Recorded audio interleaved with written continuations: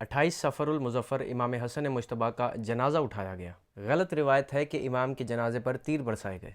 शियों की गरी हुई रिवायात हैं कि इमाम के जनाजे पर तीर बरसाए गए, जबकि ऐसा कुछ भी नहीं हुआ था और हकीकत से इसका ताल्लुक़ कुछ है ही नहीं। हम शियों को किसी से कोई ज़िद नहीं है। अब ये नहीं पता तीर किसने बरसाए, नाम उसका खुदा जानता है क्या है। लेकिन आपके सामने ये अहले सुन्नत की किताब रोज़ातुस सफ़ा किताब आपके सामने, अहले सुन्नत की कदीम तरीन किताब। इस किताब में मौजूद है कि किसी ने इशारा किया इमाम हसन मुज्तबा का जनाज़ा देखकर और उसके इशारे पर इमाम के जनाजे पर तीर बरसाए गए। तीर क्यों बरसाए गए? इमाम हसन मुज्तबा ने वसीयत की थी कि मुझे नाना के पहलू में दफन किया जाए, नाना के पास दफन किया जाए। इमाम की वसीयत पर इमाम हुसैन अलैहिस्सलातु वस्सलाम ने नाना के पहलू में जगह मांगी, जिसके बदले में नतीजे में ये हुआ कि इमाम के ज़ख्मी जनाजे को मज़ीद ज़ख्मी कर दिया गया।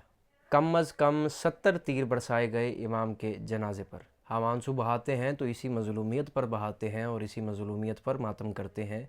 ये जो जुल्म की इंतहा हो गई है करबला से पहले, या अली अमीरुल मोमिनीन।